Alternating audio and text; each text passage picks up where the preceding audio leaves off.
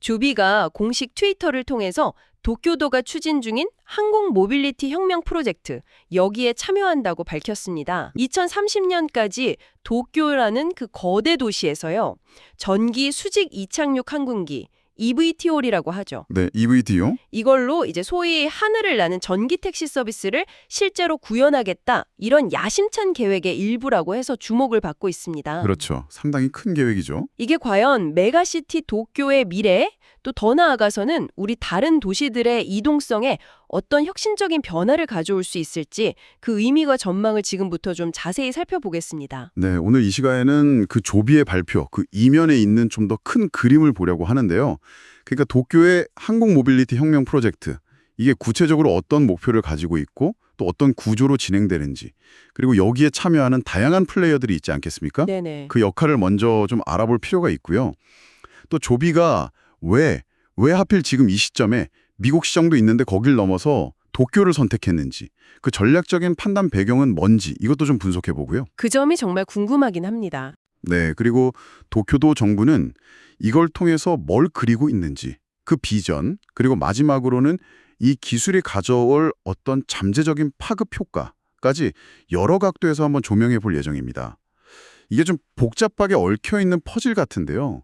여러분께서 이 조각들을 잘 맞춰서 전체 그림을 선명하게 보실 수 있도록 저희가 좀 길잡이가 되어드리겠습니다. 좋습니다.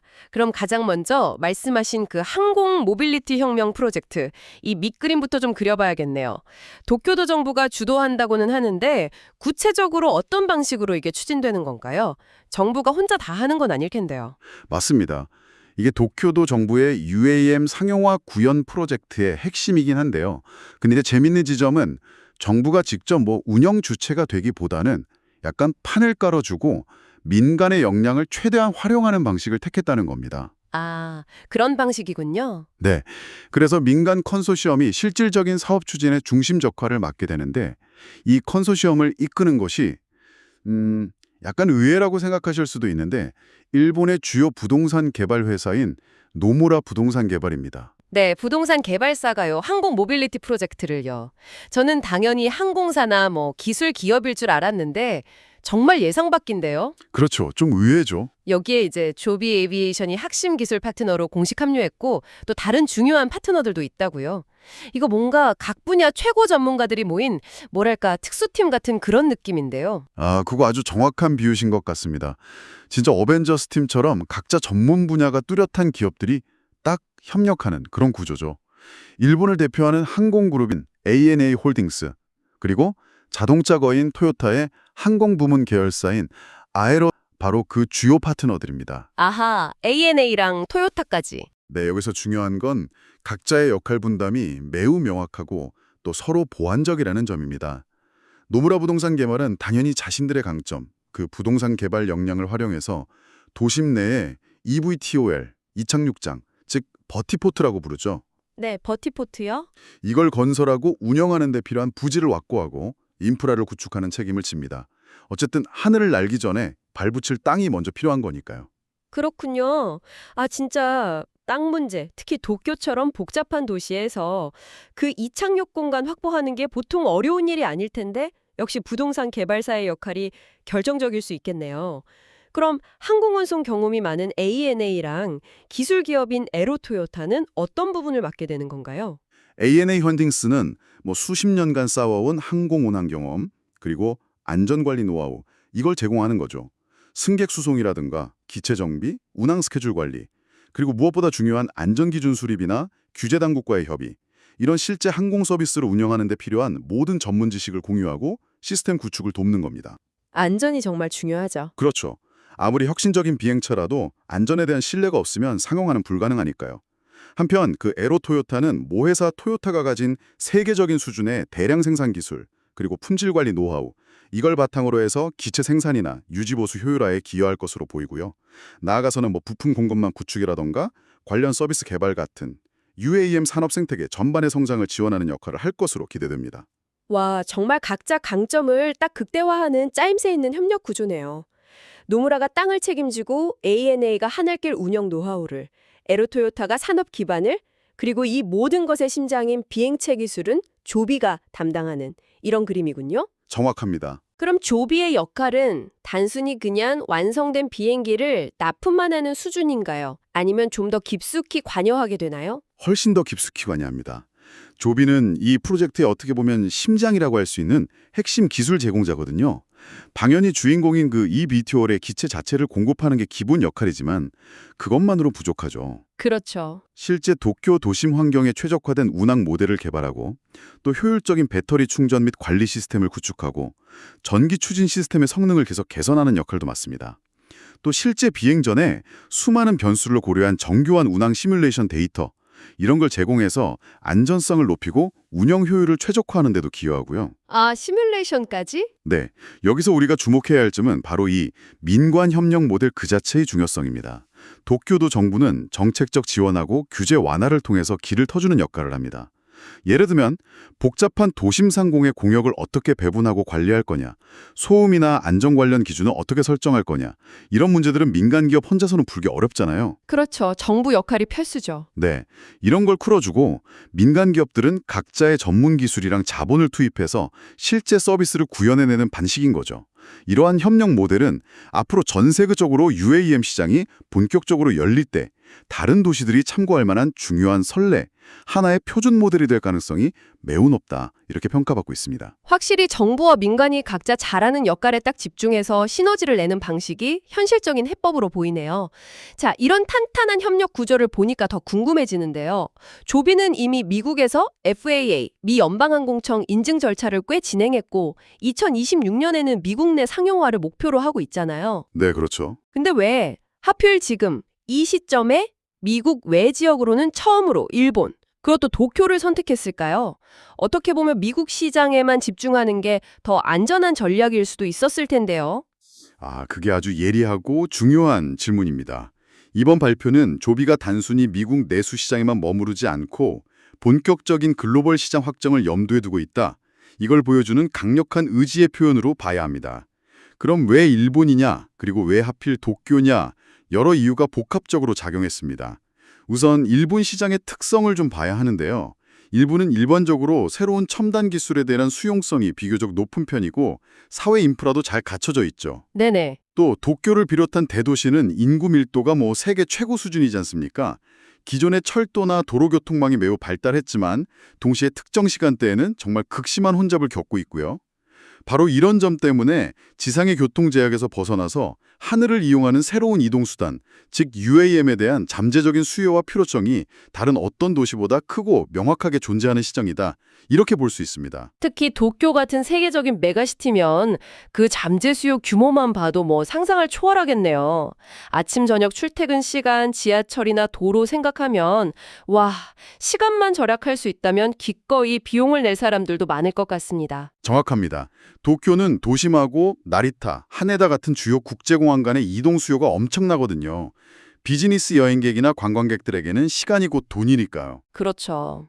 또 도쿄 주변에 사이타마, 치바, 가나가와 같은 위성 도시에서 도심으로 매일 출퇴근하는 인구 역시 막대합니다.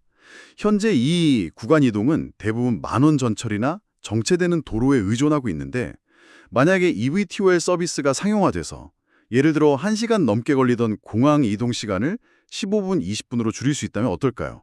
와, 획기적이네요. 네. 설령 요금이 택시보다 좀 비싸더라도 시간을 절약하고 또 예측 가능성을 높일 수 있다는 점에서 충분한 경쟁력을 가질 수 있습니다. 따라서 조비에게 도쿄는 단순히 새로운 시장 하나를 뚫는다는 의미를 넘어섭니다. 실제 상업 운항을 통해서 기술의 안정성, 효율성은 물론이고 비즈니스 모델의 수익성까지 검증하고 또 대규모 이용객 데이터를 확보할 수 있는 최적의 리얼워드 테스트베드인 셈이죠. 실제 데이터를 쌓을 수 있는 기회군요. 그렇죠. 더 나아가서 도쿄에서의 성공적인 안착은 앞으로 한국, 중국, 동남아시아 등 다른 아시아 주요 대도시로 사업을 확장하는데 굉장히 강력한 발판, 즉 전략적 교두보 역할을 할 것입니다. 여기서 성공 사례를 만들면 다른 시장 진출이 훨씬 쉬워지겠죠. 아, 조비 입장에서는 정말 놓칠 수 없는 기회였겠네요. 그럼 반대로 도쿄도 정부 입장에서 보면 이 프로젝트가 어떤 의미를 가지는 걸까요? 단순히 우리 도시도 이렇게 첨단 기술 도입한다, 이런 보여주기식 행정은 아닐 것 같은데요. 물론입니다. 도쿄도는 이 프로젝트를 훨씬 더 거시적인 시각에서 보고 있습니다. 바로 도시 전체의 공공교통체계 혁신 모델을 구축하는 과정으로 보고 있는 거죠. 2030년까지 상용화라는 구체적인 목표 시점을 설정했다는 것 자체가 매우 중요합니다. 2030년? 네, 이게 단순히 기술 시연이나 단기 이벤트에 그치는 게 아니라 도쿄가 현재 직면하고 있는 실질적인 도시 문제들을 해결하려는 장기적인 비전과 강력한 의지를 보여주는 겁니다. 예를 들면 고질적인 도심 교통 혼잡 완화, 또 2050년까지 탄소 중립 달성 목표에 맞춰서 친환경적인 새로운 교통수단 확보, 나아가서는 도심과 외곽 지역 간 이동세 간 격차에서 오는 접근성 불평등 문제 해소, 이런 데에도 기여할 수 있다고 보고 있는 거죠. 듣고 보니 2021년부터 이미 관련 실증 프로젝트를 해왔다고 하니까 하루아침에 나온 계획이 아니라 꽤 오랫동안 체계적으로 준비해온 결과물이군요. 네, 맞습니다. 도쿄도는 지난 몇 년간 UAM 도입을 위한 기초 연구, 기술 검증, 안전성 테스트 이런 것들을 꾸준히 해왔습니다. 이번에 조비와 노무라 부동산 개발이 주도하는 컨소시엄이 공식 파트너로 선정된 것은 이제 기술적인 가능성을 탐색하는 초기 단계를 넘어서 실제 상용화를 위한 구체적인 실행 단계로 본격 진입했다는 걸 의미합니다. 실행 단계로 들어섰군요. 네, 앞으로는 훨씬 더 현실적인 과제들을 해결해야 할 겁니다. 예를 들어서 어떤 노선을 우선적으로 열고 운영할 거냐, 이용 요금은 어느 정도로 책정해야 시장성과 공공성 사이 균형을 맞출 수 있냐, 기존 공항이나 주요 철도역과는 어떻게 매끄럽게 환승 시스템을 구축할 거냐 등 실질적인 문제들을 다루게 될 겁니다. 도쿄도는 조비의 검증된 기술력을 활용해서 조용하고 안전하며 친환경적인 이 세 가지 핵심 가치를 미래 도시의 새로운 핵심 인프라로 성공적으로 정착시키려고 하고 있습니다. 조용하고 안전하고 친환경적이고. 네, 이게 단순히 새로운 교통수단 하나 추가하는 걸 넘어서 도시의 경쟁력과 삶의 질을 한 단계 끌어올릴 중요한 전환점이 될 수 있다. 이런 기대를 가지고 있는 거죠. 알겠습니다. 도시의 미래를 바꾸려는 아주 큰 그림의 일부라는 말씀이시군요. 그럼 다시 기술적인 측면으로 좀 돌아가서 조비 항공기의 특징을 좀 더 자세히 알고 싶어요. 여러 회사들이 eVTOL을 개발하고 있는데 조비 기체가 특히 도심 환경에 더 적합하다 이렇게 평가받는 이유가 있을까요? 네, 조비의 eVTOL 항공기, 모델명이 S4인데요. 현재 개발 중인 수많은 경쟁 기체들 중에서도 기술적인 완성도나 인증 진행 속도 면에서 가장 앞서 있다는 평가를 받고 있습니다. 우선 핵심 구조를 보면 6개의 틸트로터 방식 전기 모터를 사용합니다. 아, 틸트로터 방식이요. 그게 헬리콥터처럼 뜰 때는 프로펠러가 위를 보고 날아갈 때는 앞으로 기울여서 비행기처럼 가는 거 맞죠? 정확히 맞습니다. 바로 그 틸트로터 기술 덕분에 헬리콥터처럼 좁은 공간에서도 수직 이착륙이 가능하면서도 비행할 때는 고정익 항공기처럼 더 높은 속도와 효율을 낼 수 있다는 장점이 있죠. 효율적이겠네요. 네, 기체 내부는 조종사 1명 포함해서 총 5명이 탈 수 있는 크기고요.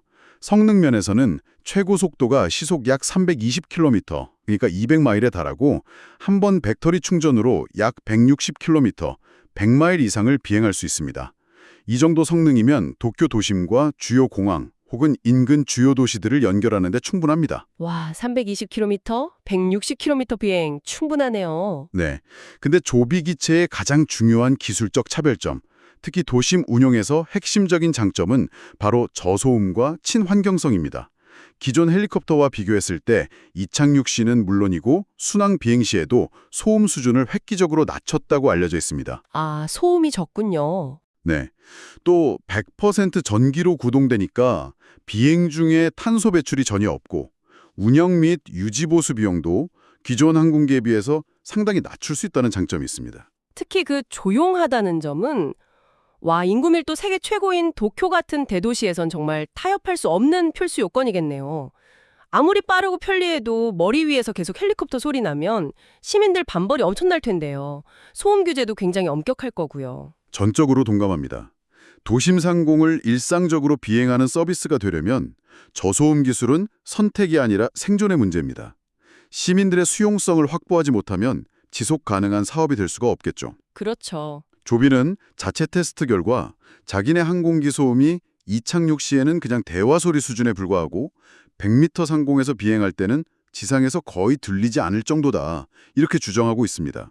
물론 이게 실제 도쿄의 엄격한 소음 규제 기준을 통과하고 시민들이 체감하는 수준인지는 검증이 필요하겠지만요. 그 정도면 정말 대단한데요. 만약 사실이라면 이건 전 세계 도시망공 모빌리티의 소음 기준을 새롭게 정의하는 혁신이 될 수도 있습니다. 또 이번 조비와 도쿄의 협력은 단순히 항공기 도입이라는 차원을 넘어서요. 일본 내 관련 산업 생태계 전체에 강력한 성장 동력을 제공할 것으로 기대됩니다. 아, 관련 산업까지요? 네, 예를 들어 고효율 전기 추진 시스템, 차세대 배터리 기술 개발, 그리고 대규모 충전 인프라 구축, 또 수많은 비행체들이 안전하게 도심 상공을 날아다니도록 관제하는 차세대 공역관리 시스템, UTM이라고 하죠. 이런 다양한 연관 산업 분야에서 새로운 기술 개발과 투자가 촉진될 겁니다. 그렇겠네요. 생태계가 같이 커야죠. 네, 이건 장기적으로 일본의 친환경 항공산업 경쟁력을 한 단계 끌어올리는 중요한 계기가 될 수도 있습니다. 그야말로 한 공기 하나가 가져올 나비 효과가 엄청날 수 있겠군요. 기술적인 측면 말고 조비가 이번 발표하면서 보여준 그 커뮤니케이션 방식도 좀 흥미로운데요. 공식 발표 트윗에 첨부된 이미지를 보면 도쿄도, 조비, 그리고 노무라 부동산 개발 로고가 나란히 같은 크기로 딱 배치되어 있더라고요. 이것도 그냥 디자인 요소는 아닐 것 같습니다. 어떤 특별한 의미가 담겨 있다고 볼 수 있을까요? 네, 그런 시각적인 요소 하나하나에도 분명히 전략적인 메시지가 담겨 있다고 해석할 수 있습니다. 새 기관 로고를 동등한 비중으로 나란히 배치했다는 건 이 프로젝트가 어느 한쪽이 다른 쪽을 지원하거나 후원하는 그런 수직적인 관계가 아니라는 거죠. 아, 동등한 파트너십. 네, 도쿄도 정책 행정 지원, 조비 핵심 기술 제공, 노무라 인프라 구축, 이 세 주체가 동등한 파트너십을 바탕으로 프로젝트를 함께 이끌어간다. 이걸 시각적으로 명확하게 보여주는 장치입니다. 어느 누구나 빠지면 성공할 수 없는 공동 운명체다. 이걸 강조하는 것이죠. 의미가 있네요. 네, 또 배경 이미지로 약간 회색 톤의 도쿄 도심 스카이라인 위를 유유히 비행하는 조비 항공기 모습을 합성해서 보여준 것은 미래 도쿄의 하늘은 우리가 새롭게 만들어갈 것이다 라는 항공 모빌리티 혁명의 비전을 아주 직관적이고 강력하게 전달하는 효과적인 시각 커뮤니케이션 전략이라고 할 수 있습니다. 트윅 본문에 사용된 문구 역시 상당히 인상 깊었습니다. 도쿄는 항공 모빌리티 혁명에 대한 비전을 가지고 있으며 우리는 이를 구축하는 데 도움을 줄 수 있어 자랑스럽다. 이런 표현이 있었죠. 이 문장에도 뭔가 숨겨진 의도가 있을까요? 네, 그 문장 역시 매우 신중하게 선택된 표현으로 보입니다. 단순히 우리는 도쿄 프로젝트에 참여하게 됐다. 이렇게 사실관계만 건조하게 전달하는 대신에요. 도쿄가 가진 위대한 비전을 함께 만들어가는데 기여하게 되어 자랑스럽다. 이렇게 표현했죠. 네네. 이걸 통해서 조비가 단순히 부품이나 기술을 납품하는 공급자나 하청업체가 아니라 도쿄도가 그리는 미래도시 청사진을 함께 현실로 만들어가는 핵심적인 동반자, 그리고 주도적인 역할을 하는 조력자임을 은연중에 강조하고 있습니다. 아, 단순 공급자가 아니라 파트너다. 그렇죠. 이건 장기적인 관계 설정과 영향력 확보에 있어서 중요한 포지셔닝 전략이죠. 또 트윗 말미에 덧붙인 조용하고 전기로 움직이는 비행을 도쿄에 라는 구절은 조비가 스스로의 핵심 경쟁력이자 브랜드 가치로 내세우는 조용한 혁신, quiet revolution이라는 컨셉트하고요. 네. 이번 도쿄 프로젝트가 추구하는 핵심 가치인 저소음 무탄소 전기 항공을 자연스럽게 연결시킵니다. 이를 통해 우리의 기술이야말로 도쿄의 비전을 실현하는 데 가장 완벽하게 부합한다는 메시지를 아주 효과적으로 전달하고 있는 겁니다. 와, 정말 여러 각도에서 치밀하게 계획된 발표였군요. 종합해보면 이번 조비의 도쿄 프로젝트 참여 발표는 그냥 단순한 기업 뉴스 하나를 넘어서서 미래도시 교통의 패러다임 변화를 예고하는 여러 층위의 의미를 담고 있는 중요한 사건이다. 이렇게 봐야겠네요. 어떻게 최종적으로 그 의미를 정리해 볼 수 있을까요? 그렇습니다. 이번 발표는 조비 에비에이션이 더 이상 기술 개발이나 시범 비행 단계에 머무르는 개발 회사가 아니라 실제 돈을 받고 승객을 태우는 본격적인 글로벌 상용 서비스 기업으로 도약하는 그 출발선에 섰다는 걸 알리는 매우 중요한 출사표다, 이렇게 평가할 수 있습니다. 출사표. 네, 특히 세계 최대 도시 중 하나인 도쿄는 조비에게 있어서 미국 다음으로, 아니 어쩌면 미국 시장만큼이나 중요한 전략적 시험 무대가 될 겁니다.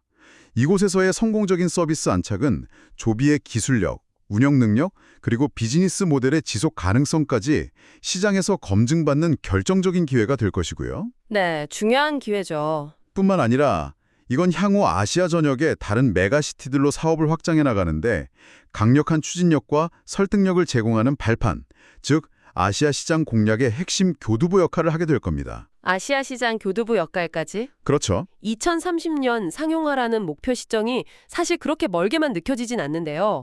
물론 그 과정이 순탄하지만은 않겠죠. 앞으로 남은 약 5년 동안 일본 정부와 도쿄도가 관련 법규 정비, 이착륙장 같은 필수 인프라 구축, 복잡한 도심 공역 관리 문제 해결, 안전 규제 마련, 그리고 무엇보다 가장 중요할 수 있는 새로운 교통수단에 대한 시민들의 불안감을 해소하고 사회적 수용성을 확보하는 과제들. 이걸 성공적으로 추진해 나간다면 네, 만약 모든 과제들을 성공적으로 완수한다면요. 조비 에비에이션은 일본 최초이자 실제 상용 전기 항공 택시 서비스를 운영하는 기업이 될 가능성이 매우 높습니다. 세계 두 번째요. 네, 이건 단순히 한 기업의 성공 스토리를 넘어서는 거죠. 도쿄라는 도시 자체를 지속 가능한 미래 항공 모빌리티 혁명을 선도하는 글로벌 허브이자 상징적인 도시로 자리매김하게 만들 겁니다. 그리고 조비는 그 혁신적인 비전을 현실로 구현해낸 선도기업, 퍼스트 무버로서의 명성과 입지를 전 세계적으로 확고히 다지게 될 것입니다. 이것이 바로 이번 발표가 가진 궁극적인 의미라고 할 수 있겠습니다. 와, 정말 흥미진진하면서도 거대한 변화의 시작을 목격하는 기분이 드네요.